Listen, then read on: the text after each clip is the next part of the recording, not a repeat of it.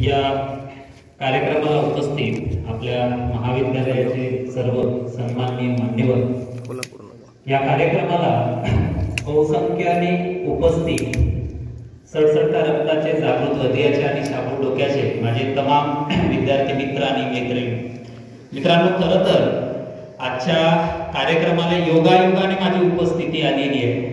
ठीक आहे, कारण आमचे जे शाखा प्रबंधक आहेत ऐन वेळेवरती त्यांच्या काकांचं निधन झाल्यामुळे या कार्यक्रमाची जबाबदारी किंबहुना या कार्यक्रमाची धुरा माझ्यावरती येऊन पडलं. कारण द युनिक अकॅडमी पुणे शाखा नागपूरचं प्रतिनिधित्व या ठिकाणी मला करायचं आहे आणि ते शिवधनुष्य मला पेलायचं आहे. जे विचार मला तुमच्यापर्यंत पाठवायचे आहेत, पोहोचवायचे आहेत, ते विचार कदाचित आपल्या काही विद्यार्थ्यांमध्ये समजा जरी मी स्पर्धा परीक्षेबद्दलचं थोडंफार प्रबोधन करण्यामध्ये यशस्वी झालो तर निश्चितपणे माझं इथे येण्यासाठी म्हणता येईल आपल्याला इथे येण्याचा जो काही हेतू असेल तो निष्पन्न झाला असं मी समजेन. मित्रांनो, एक बघा की स्पर्धा परीक्षेच्या बाबतीमध्ये बऱ्याच अंधश्रद्धा आहेत. आपण जनरली इतिहासाचा व्याख्याता असल्यामुळं ऐतिहासिक गोष्टी जास्त माझ्या व्याख्यानामध्ये आपल्याला दिसतील. त्यामुळे सर्वांनी, कारण बहुतेक लोकांचा इतिहास हा आवडता विषय असतो आणि याची कल्पना ही सर्वात आधी मला असते की इतिहास हा विषय बऱ्याच विद्यार्थ्यांना आवडत नाही. मात्र स्पर्धा परीक्षेमध्ये मित्रांनो प्रत्येक विषय जो असेल तो प्रत्येक विषय आपल्यासाठी महत्त्वाचा असतो. मग तुम्हाला तो विषय आवडो अथवा न आवडो, प्रत्येक विषयामध्ये म्हणता येईल आपल्याला प्रावीण्य संपादन करावं लागतं. किंबहुना बघा की शासकीय नोकरी मिळवत असताना बऱ्याचशा ज्या अंधश्रद्धा आपल्या ग्रामीण विद्यार्थ्यांमध्ये पाहायला भेटतात, किंबहुना नानाजी जोशी कनिष्ठ महाविद्यालयाचा हा एक स्तुत्य उपक्रम आहे. कारण काही स्वानुभव समजा जर या प्रसंगी आपल्या समोर मांडले तर गेल्या 10 वर्षापूर्वी ज्यावेळी माझ्या मनामध्ये एक विचार उत्पन्न झाला होता की मला 12वी झाल्यानंतर बऱ्याचशा विद्यार्थ्यांची उत्तर आपल्याला सापडतात की मला डॉक्टर बनायचं आहे, मला इंजिनियर बनायचं आहे. माझ्याही मनामध्ये एक प्रश्न उपस्थित झाला होता की तहसीलदार बनण्यासाठी काय करावं लागतं. त्यावेळी त्या प्रश्नाचं उत्तर मला भेटलं नव्हतं. बऱ्याच लोकांनी, ज्या लोकांचा सल्ला घेण्याचा मी प्रयत्न केला होता की तहसीलदार बनण्यासाठी मला काय करावं लागेल, त्यावेळी बऱ्याच लोकांनी मला सांगितलं होतं तुला तहसीलदार बनायचं असेल तर तुला पुण्याला जावं लागेल, तुला मुंबईला जावं लागेल, तुला दिल्लीला जावं लागेल आणि तिथे खऱ्या अर्थाने म्हणता येईल आपल्याला सर्व मार्गदर्शन तुला तिथे मिळेल आणि मग तहसीलदार बनण्यासाठी काय करावं लागतं ते तिथे गेल्यानंतर समजेल. मित्रांनो, ही आपल्यासाठी पर्वणी आहे की आपल्या महाविद्यालयाच्या माध्यमातून म्हणूयात आपण की या ठिकाणी आपल्या दारी म्हणता येईल आपल्याला हे सर्व प्रकारचं मार्गदर्शन किंबहुना या सर्व प्रवासातून गेलेले सन्माननीय व्यक्तिमत्व, महनीय व्यक्तिमत्व आजच्या आपल्या या कार्यक्रमास्थळी उपस्थित होणार आहे आणि त्यांच्याच म्हणता येईल आपल्याला स्वानुभवातून आपल्यापैकीही बरेचसे विद्यार्थी जे असतील ते या प्रवासातून मार्गक्रमण करणार आहेत. त्याच अनुषंगाने बघा मित्रांनो की एक कटू सत्य आहे आजच्या काळातलं. बऱ्याचशा लोकांच्या तोंडून आपण एक शब्द बोलताना आपण ऐकतो किंवा ते म्हणताना आपण ऐकतो की आजकाल शासकीय नोकरी मिळवणं सोपं नाही. शासकीय नोकरी मिळवणं सोपं नाही. आपल्यापैकी बऱ्याच विद्यार्थ्यांचं असं समजा स्वप्न असेल की मला शासकीय नोकरी करायची, मला भविष्यामध्ये म्हणूयात आपण तर मला कलेक्टर बनायचं आहे, मला डीवायएसपी बनायचं आहे, मला डेप्युटी कलेक्टर बनायचं आहे. मित्रांनो, एक कटू सत्य तुम्हाला कदाचित माहिती असेल. आज साधा चपराशी म्हणून समजा जर तुम्हाला लागायचं असेल शासकीय सेवेमध्ये तर त्यासाठी सुद्धा तुम्हाला द्यावी लागते स्पर्धा परीक्षा.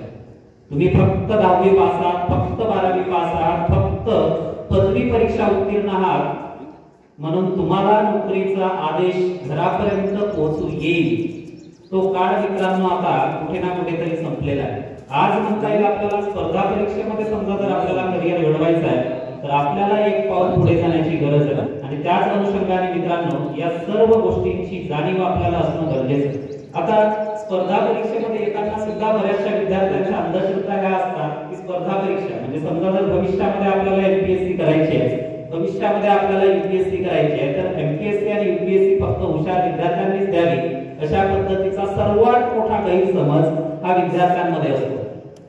पण एमपीएससीने किंवा यूपीएससीने असं कधीच म्हटलेलं नाहीये की आम्हाला हुशार विद्यार्थी हवे. मित्रांनो, इतिहासातली काही उदाहरणं सांगतो. तुम्हाला कदाचित माहिती असेल मुघल सम्राट अकबरांना सगळे ओळखतात, नाव ऐकलंय मुघल सम्राट अकबर, ठीक आहे. त्यानंतर अल्लाउद्दीन खिलजीचं पण नाव ऐकलंय तुम्ही, आहे ना. तुम्हाला माहिती असेल की दोन्हीही व्यक्ती निरक्षर होते. किंबहुना अकबराचं आत्मचरित्र त्याच्या मित्राने अबुल फजलने लिहिलं होतं. पण तुम्हाला माहिती असेल आजही आदर्श राज्यकारभारासाठी आपण या दोनही व्यक्तिमत्वाचा म्हणता येईल आपल्याला आठवण करतो, स्मृती करतो. मात्र मित्रांनो, एक मध्ययुगीन कालखंडामध्ये होऊन गेलेला एक शासक होता, त्याचं नाव तुम्ही ऐकलं असेल, मोहम्मद बिन तुगलक. काय होतं नाव त्याचं? मोहम्मद बिन तुगलक. त्या काळातील म्हणता येईल आपल्याला सुशिक्षित व्यक्ती म्हणूनच त्याची गणना केली जात होती. मात्र तुम्हाला माहिती असेल मित्रांनो, आपल्या कार्यकाळामध्ये राबवलेली एकही योजना तो यशस्वी करू शकला नाही. त्याच्यामुळे उत्तम प्रशासक कोण होते? निरक्षर जरी असले तरी अकबर आणि अल्लाउद्दीन खिलजी यांचा उल्लेख आपण उत्तम प्रशासक म्हणून करतो. आणि एमपीएससी यूपीएससी ला काय हवे? सुशिक्षित मोहम्मद बिन तुगलक हवे आहे की निरक्षर म्हणूयात आपण अल्लाउद्दीन खिलजी किंवा अकबर हवे? कारण एमपीएससी आणि यूपीएससी चा फक्त एकच म्हणणं आहे की आम्हाला सुशिक्षित मोहम्मद बिन तुगलक नाही मिळाले तरी चालेल, आम्हाला सुशिक्षित मोहम्मद बिन तुगलक नाही मिळाले तरी चालेल, पण नेतृत्व गुण असलेले अकबर आणि अल्लाउद्दीन खिलजी मात्र आपल्याला नक्की हवेत, जे आपल्या आदर्श राज्यकारभारासाठी प्रसिद्ध होत. तुम्हाला सांगतोय मित्रांनो की एमपीएससी किंवा यूपीएससी ची कुठलीही जी स्पर्धा परीक्षा असेल ती देण्यासाठी कुठलीही अट जी आहे पर्सेंटेजची नाहीये. तुम्हाला माहिती असेल केवळ 35% पदवीला तुम्ही घेऊन उत्तीर्ण झालात तरीही तुम्हाला एमपीएससी आणि यूपीएससी सारखी स्पर्धा परीक्षा देता येते. म्हणजे ही परीक्षा देऊन तुम्हाला तुमच्या आयुष्याचं जे स्वप्न असेल, तुम्हाला समजा जर डेप्युटी कलेक्टर बनायचं आहे, तुम्हाला डीवायएसपी बनायचं आहे, तुम्हाला तहसीलदार, नायब तहसीलदार, बीडीओ बनायचं आहे, तुम्हाला आयएएस बनायचं आहे, आयपीएस बनायचं आहे, तर त्यासाठी म्हणता येईल आपल्याला केवळ 35% घेऊन तुम्हाला तुमचं ग्रॅज्युएशन कंप्लीट करावं लागतं. ठीक आहे. आता बऱ्याच विद्यार्थ्यांचा हाही एक समज असतो की न अभ्यास करता म्हणता येईल आपल्याला, कारण आपण ज्याला दिवा स्वप्न पाहण्याची खूप जास्त सवय असते, दिवा स्वप्न फक्त विचार केल्याने म्हणता येईल आपल्याला, ठीक आहे, की आपण आयएएस बनू शकत नाही, आपण डेप्युटी कलेक्टर बनू शकत नाही, तर आपले जे विचार असतील ते प्रत्यक्ष कृतीमध्ये सुद्धा आपल्याला अनुकरण करावे लागतात. एकूणच म्हणता येईल आपल्याला मित्रांनो बघा की एमपीएससी मार्फत जर तुम्ही पाहिलं तर एमपीएससी ची एक सर्वात मोठी एक्झाम होते, परीक्षा होते, तिला राज्यसेवा परीक्षा असं म्हटलं जातं. काय म्हटलं जातं? राज्यसेवा परीक्षा म्हटलं जातं. त्यामध्ये डेप्युटी कलेक्टर, डीवायएसपी पासून तहसीलदार, नायब तहसीलदार, बीडीओ इथपर्यंतची जवळजवळ 26 ते 28 प्रकारची जी पदे असतील ती पदे भरली जातात. ठीक आहे. आता याच्यामध्ये जर आपण पाहिलं तर परीक्षेचा काय असतो, तर परीक्षा जी असेल कोणती? राज्यसेवेची परीक्षा, ज्या मार्फत इतकी पदे भरली जातात. त्यामध्ये काय असतं, तर राज्यसेवेची पहिल्यांदा होते तुमची पूर्व परीक्षा, त्यानंतर होते मुख्य परीक्षा आणि त्यानंतर मग तुमची घेतली जाते मुलाखत. काय घेतली जाते? मुलाखत घेतली जाते. ठीक आहे. आता पूर्व परीक्षेला 2 विषय असतात. पूर्व परीक्षेला 2 म्हणता येईल आपल्याला पेपर तुम्हाला द्यावे लागतात. एक असतो तुमचा जीएस चा पेपर, ज्याला आपण जनरल स्टडीज असं म्हणतो. मराठीत जर सांगायचं झालं तर सामान्य अध्ययन क्षमता. मग आता सामान्य अध्ययन क्षमता हे नाव जरी आपल्यासाठी नवीन वाटत असलं तरी मात्र या विषयामध्ये कुठले विषय असतात तुम्हाला? अंतर्भूत इतिहास शिकलेला असतो आपण, भूगोल शिकलेला असतो, विज्ञान शिकलेला असतो, सामान्य विज्ञान शिकलेला असतो, राज्यशास्त्र, राज्यघटना, पंचायत राज, ग्राम प्रशासन शिकलेला असतो, चालू घडामोडी शिकलेला असतो. ठीक आहे. त्यानंतर दुसरा एक पेपर होतो तो पूर्व परीक्षेचा, त्याला सीसॅट असं म्हटलं जातं. काय म्हटलं जातं? सीसॅट असं म्हटलं जातं, सिव्हिल सर्व्हिसेस ऍप्टिट्यूड टेस्ट. असे 2 पेपर होतात. पहिला पेपर सांगितलं मी तुम्हाला जीएस चा पेपर, त्यामध्ये 100 प्रश्न असतात 200 गुणांसाठी, आणि दुसरा पेपर असतो तुमचा सीसॅटचा, तो म्हणता येईल आपल्याला त्यामध्ये 80 प्रश्न असतात 200 गुणांसाठी. ठीक आहे. आता एकूण 400 गुणांची तुमची पूर्व परीक्षा असते. पण नुकताच म्हणता येईल आपल्याला महाराष्ट्र लोकसेवा आयोगाने आता बदल केलेला, तो बदल मी सांगेल तुम्हाला थोड्या वेळात. ठीक आहे. अशी 400 गुणांसाठीची तुमची पूर्व परीक्षा होते. ठीक आहे. आणि या 400 गुणांपैकी म्हणता येईल आपल्याला, ठीक आहे, की म्हणूया जनरली जे कट ऑफ असतील, ठीक आहे, तर या वर्षीचा जर कट ऑफ आपण पाहिला तर 228 पेक्षा जास्त गुण मिळवणारे किती पैकी? 400 पैकी 228 पेक्षा जास्त गुण मिळवणारे जे विद्यार्थी असतील हे मुख्य परीक्षेला पात्र ठरले. ठीक आहे. मग आता जीएस मध्ये कशा पद्धतीचे प्रश्न विचारले जातात? सामान्य अध्ययन क्षमता, ज्यामध्ये इतिहास, भूगोल, सामान्य विज्ञान, अर्थशास्त्र, राज्यशास्त्र. तर बघा एक उदाहरण सांगतो, परत इतिहासाचं उदाहरण. ठीक आहे. जनरली काय आहे की प्रश्न तुम्हाला अशा पद्धतीचे विचारले जातात की खालील विधाने लक्षात घ्या. अ विधान दिलेलं असतं की आर्य समाजाची स्थापना स्वामी दयानंद सरस्वती यांनी केली. ब विधान दिलेलं असतं आर्य समाजाची स्थापना सन 1875 मध्ये मुंबई या ठिकाणी झाली. क विधान दिलेलं असतं की स्वामी दयानंद सरस्वती यांनी आपल्या अनुयायांना बॅक टू द वेदांकडे परत चला हा संदेश दिला. नंतर तुम्हाला खाली प्रश्न विचारला जातो वरील पैकी कोणती विधाने बरोबर आहे, कोणती विधाने चूक आहे. मग पर्याय दिलेले असतात अ आणि ब, ब आणि क आणि ड, वरील पैकी सर. ठीक आहे. आता हे प्रश्नाचं स्वरूप कशा पद्धतीचं असतं, ठीक आहे, हे सांगितलं मी तुम्हाला जीएस. तुमचा खूप वेळ घेणार नाही कारण पाहुणे येणार आहेत आपले. ठीक आहे. त्याच्या आधीच आपल्याला हे सगळं संपवायचं आहे. ठीक आहे. पण ते तुमच्यापर्यंत पोहोचणं गरजेचं असतं. दुसरा पेपर असतो पूर्व परीक्षेचा, तो म्हणजे सिव्हिल सर्व्हिसेस ऍप्टिट्यूड टेस्ट, ज्याला आपण सीसॅट असं म्हणतो. मग सीसॅट मध्ये काय असतं, 10वी 12वीला शिकलेलं असतो आपण. खाली उतारे वाचून खाली दिलेल्या प्रश्नांची उत्तरे लिहा. आता तुम्ही म्हणाल की अगदी सोपं असतं, कारण जवळजवळ जर तुम्ही पाहाल तर 50 प्रश्न हे आकलनावरतीच असतात, पॅसेजेस वरतीच असतात. तुम्हाला वाटणार खूपच सोपं आहे, कारण 10व्या 12व्या वर्गामध्ये आपण काय केलं आहे की जो उतार्यावरचा आपल्याला प्रश्न विचारण्यात आला होता, निदान तिथला एक शब्द तर आपल्याला उतार्यामध्ये दिसायचा. मित्रांनो, एमपीएससी किंवा यूपीएससी मार्फत हे ज्यावेळी तुम्हाला कॉम्प्रिहेन्शन विचारलं जातं त्यामध्ये काय होतं, कधी कधी प्रश्नातला एकही शब्द तुम्हाला उतार्यात दिसत नाही. कारण त्याचा उद्देशच आहे की तो तुम्हाला उतारा वाचायचा आहे, समजायचा आहे आणि नंतर त्यावर आधारलेल्या प्रश्नांची उत्तरं तुम्हाला टिक करायची आहेत किंवा नमूद करायची. ठीक आहे. 50 प्रश्न झालेत तुमचे कशावरती, कॉम्प्रिहेन्शन किंवा आकलनावरती. त्यानंतरचे 25 प्रश्न हे म्हणता येईल आपल्याला मॅथ्स आणि रिझनिंग वरती असतात, ज्याला आपण म्हणतो गणित आणि बुद्धिमापन चाचणी असं म्हणतो. 5 प्रश्न हे डिसिजन मेकिंग आणि प्रॉब्लेम सॉल्व्हिंग वरती असतात. आता हे ज्यावेळी शब्द मी उच्चारतो, बरेचसे जे काही नवीन विद्यार्थी आहेत, अजून म्हणता येईल स्पर्धा परीक्षेच्या विश्वामध्ये त्यांनी पाऊलही ठेवलं नाहीये, त्यांना कदाचित ही भाषा थोडीशी अवघड वाटत असेल, तर तेच मी तुम्हाला क्लिअर करून देण्याचा प्रयत्न करतो. डिसिजन मेकिंग आणि प्रॉब्लेम सॉल्व्हिंग मध्ये कशा पद्धतीचे तुम्हाला प्रश्न विचारले जातील. तर बघा की जसं एक त्याचं उत्तर तुम्हाला द्यायचं आहे ना, त्याचं उत्तर तुम्हाला द्यायचं आहे. डिसिजन मेकिंग किंवा प्रॉब्लेम सॉल्व्हिंग मध्ये कशा पद्धतीचे प्रश्न तुम्हाला विचारले जातील. फॉर एक्झाम्पल सांगताय मी तुम्हाला की तुम्ही तुमच्या खोलीत झोपलेले आहे, तुम्ही तुमच्या खोलीत झोपलेले आहात. तुम्ही तुमच्या खोलीत झोपलेले असताना अचानक तुमच्या आजारी आईने तुमच्या खोलीचा दरवाजा ठोठावला. त्यावेळी तिला चहा हवा होता, त्यावेळी तिला चहा हवा होता. अशा वेळी सर्वप्रथम तुम्ही काय उघडा. पर्याय देतोय, दरवाजाची कडी. पर्याय क्रमांक 2 सिलेंडरचा नाव. पर्याय क्रमांक 3 साखरेची बरणी. पर्याय क्रमांक 4 यापैकी नाही. याचं उत्तर काय, यापैकी नाही. ठीक आहे. बऱ्याचदा काय होतं माहितीये का मित्रांनो, बरं झालं या प्रश्नाचं उत्तर तुम्हाला. ठीक आहे, अभिनंदन. कारण बऱ्याच लोकांना ही परिस्थितीच समजत नाही. काय होतं की बऱ्याचदा एमपीएससी किंवा यूपीएससी सध्या कन्सेप्च्युअल फॉर्म आपल्या एक्झाम मध्ये म्हणता येईल आपल्याला एक्झाम मध्ये वापरण्याला सुरुवात केली. आता हा कन्सेप्च्युअल फॉर्म काय असतो ते मी तुम्हाला थोडक्यात सांगतो. इतिहासाचा व्याख्याता असल्यामुळे इतिहासाची उदाहरणं जास्त दिसतील बोलण्यामध्ये. बघा, काही आर्ट्सचे विद्यार्थी असतील, कला शाखेचे विद्यार्थी असतील, त्यांना माहिती आहे की आपल्याला सिंधू संस्कृती आणि हडप्पा संस्कृती शिकवलं जातं. ठीक आहे. आता बीइंग मार्गदर्शक म्हणून मी माझ्या विद्यार्थ्यांना शिकवतो की बाबा सिंधू संस्कृती, ठीक आहे, ही पहिली नागरी संस्कृती होती आपल्या देशातली. पहिलं ठिकाण सापडलं होतं हडप्पा, म्हणून तिला आपण हडप्पा संस्कृती असं नाव बोललो होतो. आता या हडप्पा संस्कृतीच्या उत्खननावेळी गुजरातमधील लोथल या ठिकाणी जहाजाची गोदी सापडली.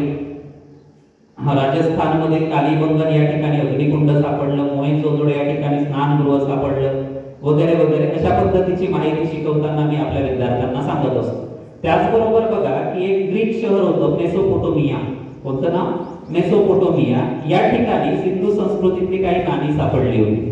काय सापडली होती? काही नाणी सापडली होती. बरं, मी माझ्या मार्गदर्शन सत्रामध्ये ही सर्व विद्यार्थ्यांना ही माहिती सांगितली. आता एमपीएससी ज्या पद्धतीने मी शिकवतो, विद्यार्थ्यांपर्यंत म्हणता येईल आपले विचार मांडतो, फक्त त्याच विचारांवरती एमपीएससी किंवा यूपीएससी प्रश्न विचारेल का?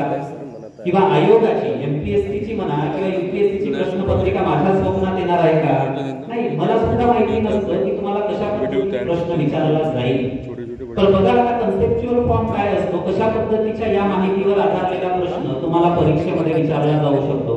बघा, ही माहिती मी तुम्हाला सांगितली आहे. एमपीएससी किंवा यूपीएससी तुम्हाला असा प्रश्न विचारते की खालीलपैकी कुठल्या उत्खननावरून तुम्ही असं निश्चितपणे सांगू शकाल की सिंधू संस्कृती लोकांचे परकीय देशांशी व्यापारी संबंध होते? हे सांगितलं का मी तुम्हाला? हे सांगितलं का मी तुम्हाला? पण मी तुम्हाला हे सांगितलं होतं की गुजरातमध्ये लोथल या ठिकाणी जहाजाची गोदी सापडली. तुम्हाला हे मी सांगितलं होतं की ग्रीक शहर होतं मेसोपोटोमिया, या ठिकाणी सिंधू संस्कृतीतली नाणी सापडली आहेत. ऑब्विसली ती नाणी उडत तर गेली नसणार तिथे, एक तर तिथले लोक इथे आले किंवा इथले लोक तिथे गेले. यावरून आपल्याला एक अंदाज बांधता येईल की या दोन्ही संस्कृतीचे एकमेकांशी काय होते, व्यापारिक संबंध होते. हा असतो कन्सेप्च्युअल फॉर्मॅट.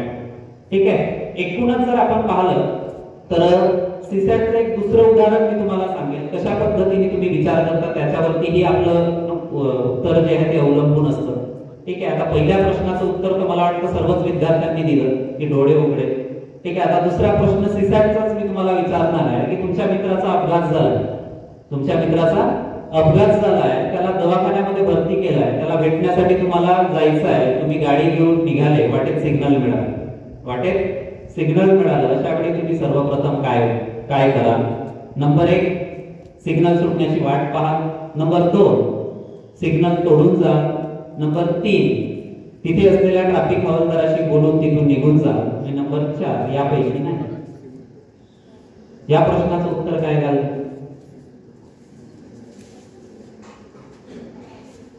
या प्रश्नाचं उत्तर काय देऊ शकतो आपण? यूपीएससीने आपल्या सीसॅटच्या पेपरमध्ये हा क्वेश्चन विचारला होता. या प्रश्नाचं उत्तर तुम्ही काय द्या? काय वाटतं? काय वाटतं? मी पर्याय क्रमांक 1 सांगितला, तुम्ही सिग्नल सुटण्याची वाट पहा. पर्याय क्रमांक 2, सिग्नल तोडून जा. ठीक आहे. पर्याय क्रमांक 3, तिथे असलेल्या ट्रॅफिक हवालदाराशी बोलून तिथून निघून जा. पर्याय क्रमांक 4, यापैकी नाही. पर्याय क्रमांक तिसरा असं वाटतं. ठीक आहे. ऑब्विसली थोडीशी आयडिया वापरूच आपण, कारण यूपीएससीचा पेपर देतोय. ठीक आहे. थोडासा आदर्शवादी बनण्याचा प्रयत्न करूच. पण विचार करा मित्रांनो, एमपीएससी किंवा यूपीएससीला हेही नको आहे, हेही नको आहे. पर्याय क्रमांक 2 जे मी तुम्हाला सांगितलं ना, तुम्ही सिग्नल तोडून जा, विनाकारण आपण सिग्नल तोडून जातो, यावेळेस तर आपल्याकडे सबळ कारण आहे. तर पर्याय क्रमांक 2 ला यूपीएससीने करेक्ट आन्सर म्हणून दिलं होतं. काय होतं, बरेचसे विद्यार्थी आदर्शवाद जपण्याचा प्रयत्न करतात की आता तुम्हाला सांगतोय की प्रिलिम्स झाल्यानंतर तुम्ही मेन्स साठी क्वालिफाय होता. मेन्स साठी जर आपण क्वालिफाय झालो, एमपीएससी ला बोलतोय मी, ठीक आहे, तर लँग्वेजचे 2 पेपर होतात तुमचे, मराठी आणि इंग्लिश. एक असतो डिस्क्रिप्टिव्ह फॉर्मॅट मध्ये, म्हणजे एमपीएससी ची अशी एकच परीक्षा आहे की ज्याच्यामध्ये डिस्क्रिप्टिव्ह फॉर्मॅट असतो, म्हणजे तुम्हाला लिहावं लागतं. नाहीतर प्रत्येक परीक्षा जर तुम्ही पाहिली एमपीएससी ची, तिथे 4 ऑप्शन्स असतील तुम्हाला आणि 1 टिक करावं लागेल. ठीक आहे.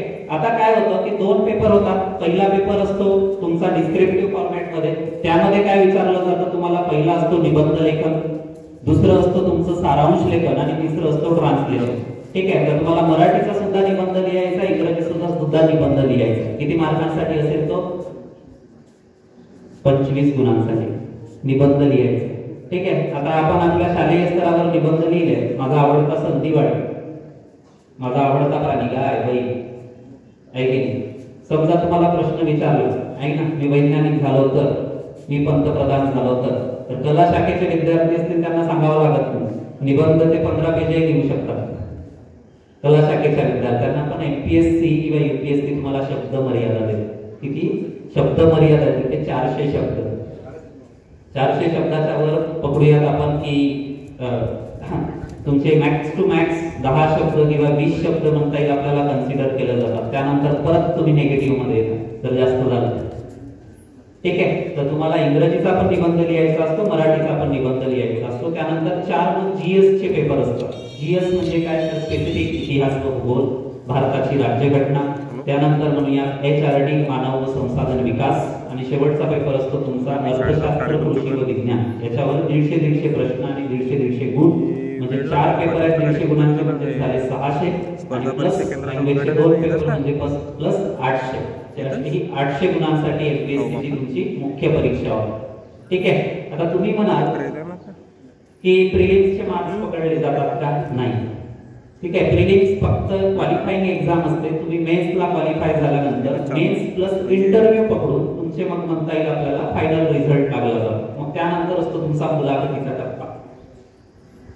मी पहिल्यांदा ज्यावेळी माझी मुलाखत दिली होती, म्हणजे आतापर्यंत 2 मुलाखत मी दिल्या आहेत राज्यसेवेच्या. पहिल्यांदा ज्यावेळी मी मुलाखत दिली होती, म्हणजे कित्येक लोकांना मला त्यांनी विचारलं होतं तिथे, अवघं 23 वर्ष वय होतं माझं मी ज्यावेळी पहिल्यांदा मुलाखत दिली होती त्यावेळी. कित्येक लोकांनी त्यावेळी मला प्रश्न विचारला होता की तू कोणाच्या सोबत आलाय.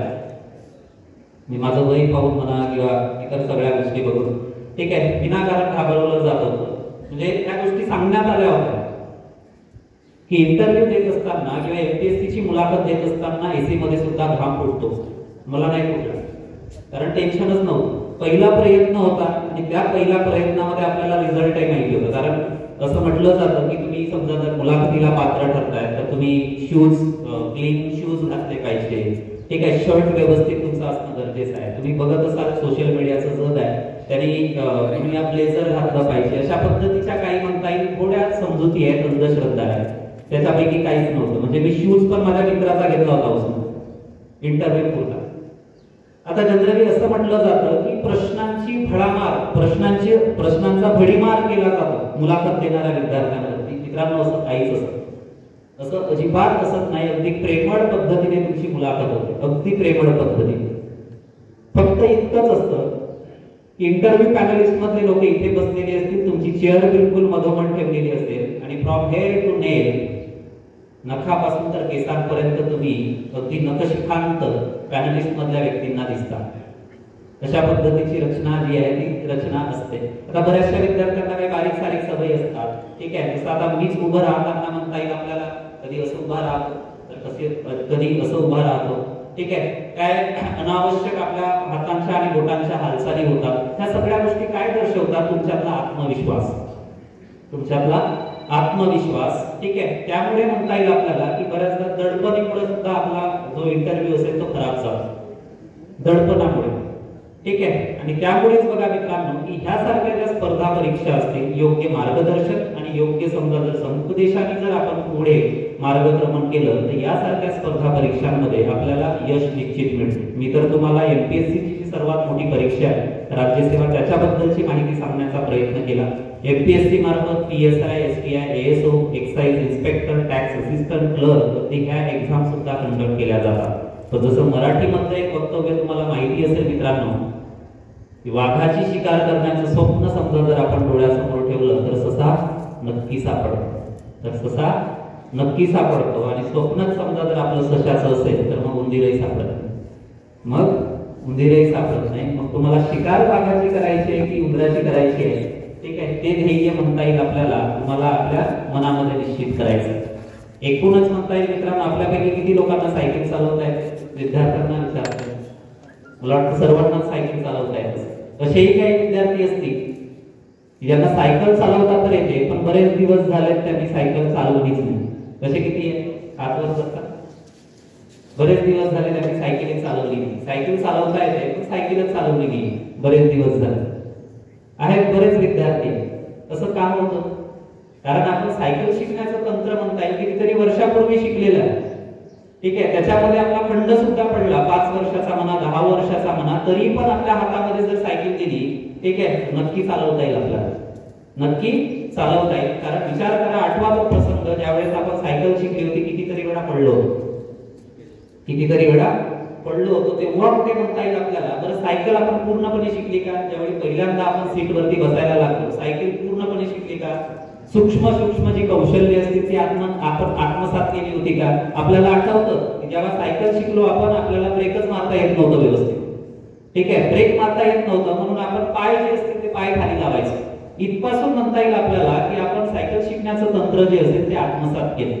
मित्रांनो, स्पर्धा परीक्षेमध्ये सुद्धा योग्य मार्गदर्शन समजा जर तुम्हाला लाभलं तर निश्चितपणे म्हणता येईल आपल्याला की कठीणातल्या कठीण स्पर्धा परीक्षेमध्ये तुम्हाला यश मिळवता येईल. बऱ्याचशा विद्यार्थ्यांचा असा सुद्धा प्रश्न असतो की सर मला एमपीएससी करायची आहे, यूपीएससी करायची आहे, तर मग मला क्लास लावणं गरजेचं आहे. कारण मी स्वतः एका क्लास दैनिक अकॅडमी पुणेचं प्रतिनिधित्व करतो आहे. ठीक आहे. तर हाही एक गैरसमज म्हणता येईल आपल्या विद्यार्थ्यांच्या मनामध्ये समजा जर असेल तर तोही मी दूर करण्याचा प्रयत्न करतोय. बऱ्याचशा विद्यार्थ्यांचा हा एक कॉमन प्रश्न असतो की सर मला एमपीएससी करायचं आहे, मला आयएएस बनायचं आहे, मला डेप्युटी कलेक्टर बनायचं आहे, तर मग त्यासाठी क्लास लावणं गरजेचं असतं का? लग्नाची वरात पाहिली आहे सर्वांनी, लग्नाची वरात पाहिली आहे ना. या लग्नाच्या वरातीमध्ये बघा, कारण सध्या विवाह समारंभाची रेलचेल जास्त असल्याचं आपल्याला दिसून येतं. लग्नाची वरात सर्वांनी पाहिली. या लग्नाच्या वरातीमध्ये बघा आपल्याला नाचणाऱ्यांपेक्षा पाहणाऱ्यांची गर्दी जास्त दिसते. नाचणाऱ्यांपेक्षा पाहणाऱ्यांची गर्दी जास्त दिसते. याचा अर्थ असा होतो का पाहणाऱ्यांची इच्छा होत नाही नाचण्याची? त्यांची इच्छा होते, पण मनोमन एक्सपेक्ट करतात की नाचणाऱ्यांपैकी कोणतरी आलं पाहिजे आणि आपला हात ओढून नाचणाऱ्यांच्या गर्दीमध्ये नेलं पाहिजे. मित्रांनो, नेमकं तेच काम कुठलंही कोचिंग इन्स्टिट्यूट जे आहे ते इन्स्टिट्यूट करण्याचा प्रयत्न करतं, तुम्हाला त्या नाचणाऱ्यांच्या गर्दीमध्ये खेचण्यासाठी. एकूणच म्हणता येईल आपल्याला तर स्पर्धा परीक्षेमध्ये मित्रांनो एक मराठी चित्रपट आला होता, खूप सुंदर होता, गाजला होता, सैराट. पाहिलाय तुम्ही? सैराट या शब्दाचा अर्थ काय होतो? सैर होईल, वाट मिळेल तिकडे, है ना. स्पर्धा परीक्षेमध्ये मित्रांनो तुम्हाला सैराट होऊन चालत नाही, तुम्हाला सुसाट होणं गरजेचं असतं. कारण ज्यावेळी आपण म्हणतो की बंदुकीची गोळी ही सुसाट वेगाने पडत सुटली, तर त्या बंदुकीच्या गोळीला एक निश्चित दिशा असते.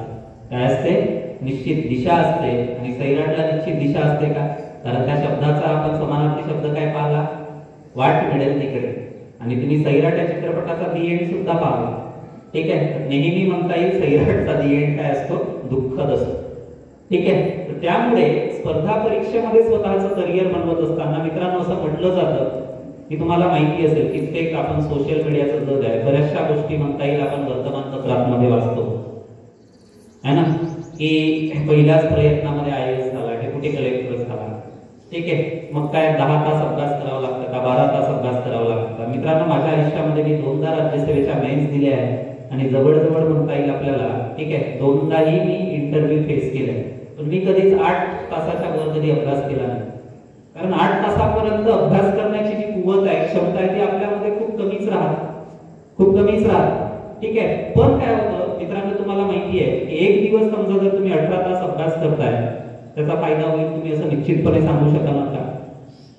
पण रोज तुम्ही 5 तास अभ्यास करताय, त्याच्याने काही असं विशेष फरक पडत नाही. 5 तास जर तुम्ही अभ्यास करताय, काहीच विशेष असं फरक पडत नाही. पण तेच 5 तास तुम्ही 30 दिवस करत राहिले तर, तेच 5 तास समजा जर तुम्ही 365 दिवस करत राहिले तर फरक पडेल की नाही पडेल? मित्रांनो, स्पर्धा परीक्षेमध्ये बघा की असं म्हटलं जातं की तुम्ही you have to be updated.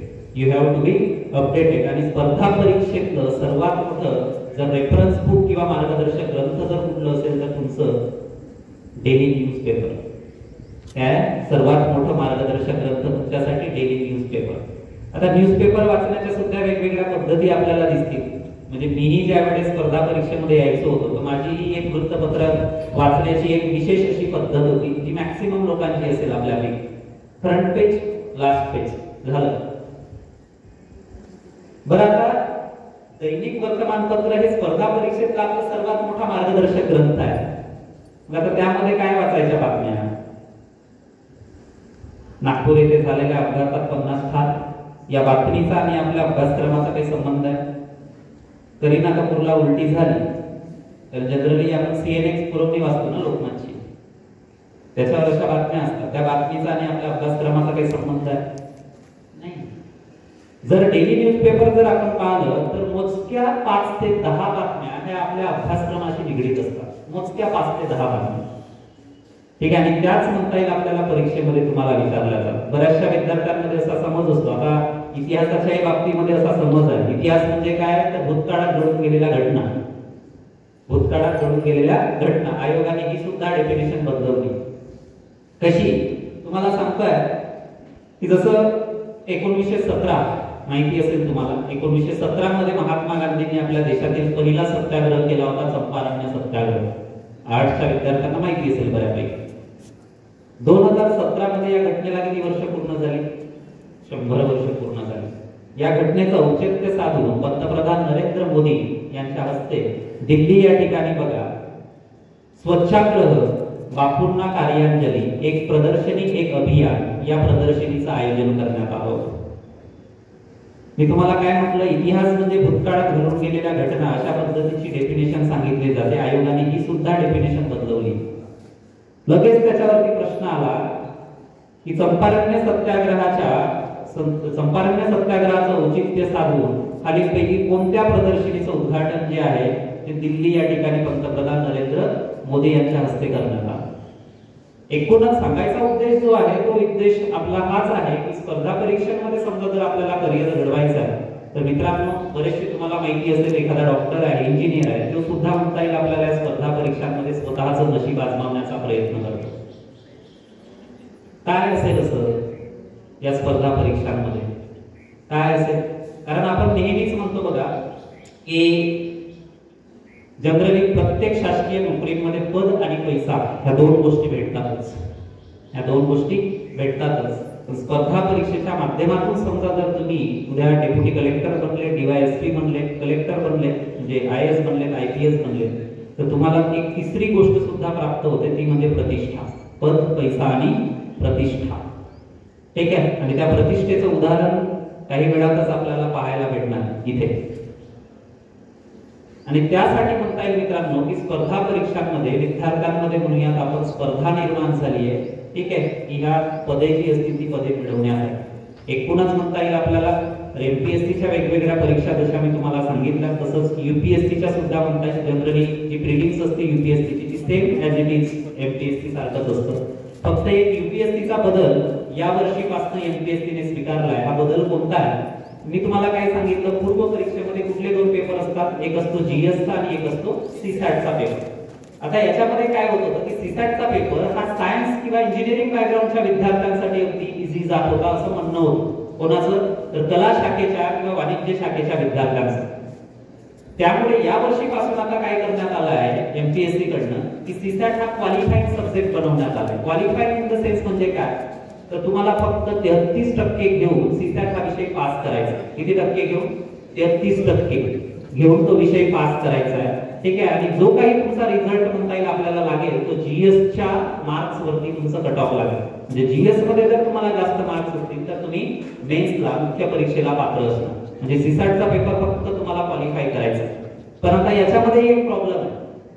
कसा की 200 पैकी जनरली 90 ते 100च्या दरम्यान समजा जर तुमचा ठीक आहे सामान्य ज्ञान क्षमता म्हणजे जर GSचा स्कोर आहे तर तुम्ही मेन्स साठी क्वालिफाय होऊन जाता.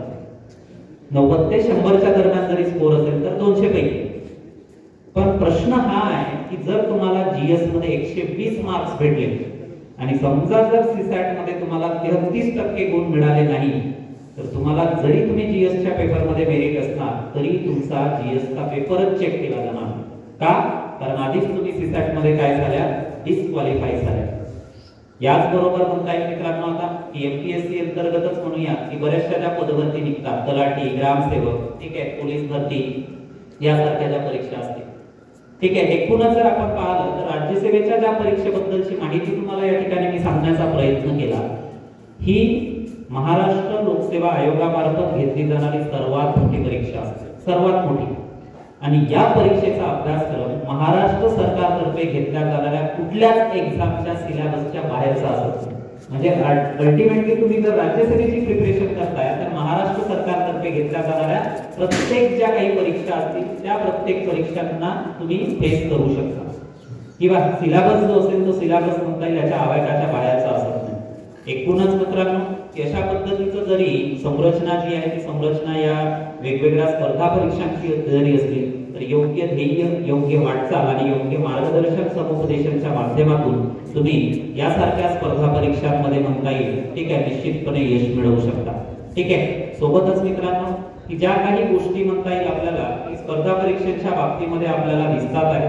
ठीक आहे. इव्हन आपल्या कॉलेजमध्ये म्हणूयात आपण ठीक आहे एक प्रशस्त लायब्ररी आहे. त्याच्यामध्ये आज जी स्पर्धा परीक्षेची म्हणता येईल आपल्याला विद्यार्थी ज्या पुस्तकांचा संदर्भ ग्रंथ म्हणून वापर करतात ती सर्व प्रकारची संदर्भ पुस्तके आपल्या अभ्यासिकेमध्ये किंवा आपल्या लायब्ररीमध्ये वाचनालयामध्ये मला दिसली. ठीक आहे. तर निश्चितपणे म्हणता येईल आपल्याला की विदर्भामध्ये जो काही कल होता तो कल या महाविद्यालयामध्ये आल्यानंतर निश्चितपणे म्हणता येईल आपल्याला, ठीक आहे, विद्यार्थ्यांमध्ये सुद्धा समोरच्या काही दिवसांमध्ये एक आमूलाग्र क्रांती, आमूलाग्र बदल घडून येतील असं निश्चितपणे विश्वासाने या ठिकाणी मला सांगता येईल, ठीक आहे. कारण बऱ्याचदा काय होतं की आपल्या विदर्भामध्ये स्पर्धा परीक्षेबाबतीतचा जो काही उदासीन दृष्टिकोन होता हा कित्येकदा म्हणता येईल आपल्याला की वैदर्भीय तरुण आणि तरुणींना मागे ठेवण्यासाठी कारणीभूत ठरला होता. पण मित्रांनो, आज वेळ ती नाहीये. आज तुम्हाला माहिती असेल की विदर्भातले सुद्धा तरुण तरुणी, ठीक आहे, यूपीएससी मध्ये यशस्वी होतात. तेही म्हणता येईल आपल्याला, ठीक आहे, नागपूर सारख्या ठिकाणी राहून, आपल्या घरी राहून यासारख्या स्पर्धा परीक्षा उत्तीर्ण होतात. निश्चितपणे मला या ठिकाणी सांगता येईल, उद्या जाऊन म्हणता येईल आपल्याला तुम्ही सुद्धा यासारख्या स्पर्धा परीक्षांमध्ये निश्चितपणे यशस्वी व्हा, ठीक आहे. द युनिक अकॅडमीच्या माध्यमातून म्हणता येईल आपल्याला सर्वतोपरी जे प्रयत्न असतील ते सुद्धा मी या ठिकाणी करण्याचा प्रयत्न करेन. बऱ्याचशा विद्यार्थ्यांचा हाही समज असतो की माझ्या आई वडिलांकडे पैसे नाही आहेत, मी गरीब आणि सामान्य कुटुंबातला आहे, मी कशा पद्धतीने स्पर्धा परीक्षेची तयारी करू शकतो. तर तुम्हाला मित्रांनो माहिती असते की आज स्पर्धा परीक्षेची तयारी करून देण्यासाठी वेगवेगळ्या प्रकारच्या शासकीय योजना सुद्धा आहेत.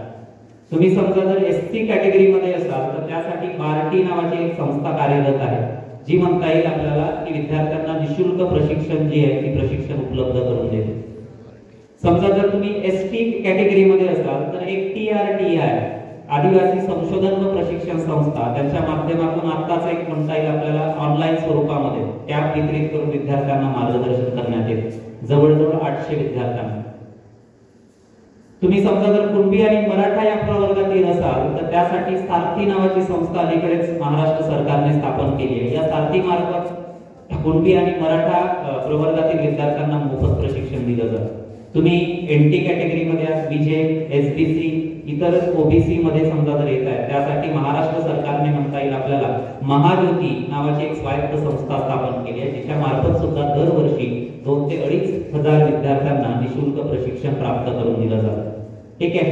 फक्त काय की आपली मनाची तयारी असणं गरजेची आहे. समजा जर तुम्हाला या क्षेत्रामध्ये करिअर घडवायचं असेल तर निश्चितपणे म्हणता येईल आपल्याला शासनाच्या वेगवेगळ्या शासकीय योजना सुद्धा आपल्याला मदतकारक ठरतील. कुठल्याही प्रसंगी स्पर्धा परीक्षेच्या वाटचालीमध्ये कुठल्याही प्रसंगी समजा जर आपल्याला अनेक प्रकारच्या अडचणींचा आणि आव्हानांचा सामना करावा लागला तर द युनिक अकॅडमी पुणे सुद्धा आपल्या पाठीशी आहे. सर्वतोपरी आपल्याला मार्गदर्शनापासून समुपदेशनापासून तर इतर प्रकारची सर्व प्रकारची मदत ही द युनिक अकॅडमीच्या माध्यमातून सुद्धा आपल्याला पुरवण्यात येईल, अशा पद्धतीची ग्वाही मी या आजच्या कार्यक्रम प्रसंगी आपल्याला देऊ इच्छितो. मित्रांनो, आजच्या आपल्या कार्यक्रमाचे सर्व सन्माननीय व्यक्ती, आपल्या कॉलेजचे प्राचार्य यांनी मला इथे आमंत्रित केलं. या ठिकाणी आपल्या समोर म्हणता येईल आपल्याला की आपले अनुभव कथन आणि आपल्याला मार्गदर्शन करण्याची संधी उपलब्ध करून दिली, त्याबद्दल मी सर्व आयोजकांचं अगदी मनापासून आभार मानतो आणि आपला निरोप घेतो. तत्पूर्वी स्पर्धा परीक्षेच्या बाबतीमध्ये समजा जर आपल्या काही शंका असतील, काही म्हणता येईल आपल्याला गैरसमज असतील, त्या निश्चितपणे तुम्ही मला विचारू शकता. मी आहे इथे, कारण आपल्या कार्यक्रमाला म्हणता येईल वेळ आहे सुरू व्हायला, कारण सर अजूनपर्यंत यायचे आहे, तर तोपर्यंत म्हणता येईल की आपल्याशी हितगुज सुद्धा साधता येते. त्या दृष्टीने आपण हा कालावधी राखून ठेवला, ठीक आहे. तर समजा जर कोणाचे स्पर्धा परीक्षेच्या बाबतीतले डाऊट्स असतील, कारण या सर्व प्रकारच्या स्पर्धा परीक्षांबद्दलची माहिती, ठीक आहे, जर आपण या ठिकाणाहून ऐकण्याचा प्रयत्न केला तर मला असं वाटतं, ठीक आहे, की तुम्हाला कुठली माहिती हवी आहे तर ते मला माहिती असणार नाही, ठीक आहे. उगीचच म्हणता येईल आपल्याला वेळ सुद्धा यामध्ये निघून जाईल. त्यामुळे हा निर्णय मी तुमच्यावरती सोपवतो, ठीक आहे, की समजा जर एखाद्या पर्टिक्युलर कुठल्या क्षेत्राविषयीची माहिती तुम्हाला हवी असेल, स्पर्धा परीक्षेमध्ये आपल्यापैकी कुठल्या विद्यार्थ्यांना करिअर घडवायचं असेल आणि समजा जर काही शंका असतील मनामध्ये तर त्या निश्चितपर्यंत आपण हितगुज साधून दूर करण्याचा प्रयत्न करू. कोणाच्या काही शंका असतील तर प्लीज, कोणाचे काही प्रश्न असतील तर निश्चितपणे विचारू शकता.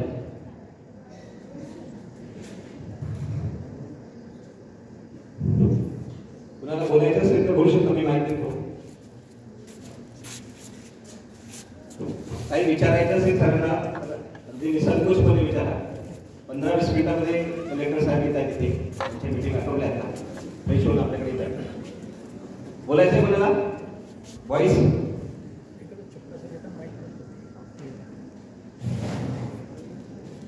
बहुतेक विद्यार्थ्यांच्या बऱ्याचशा शंकांचं निरसन झालं असं मला वाटतंय. Thank you so much.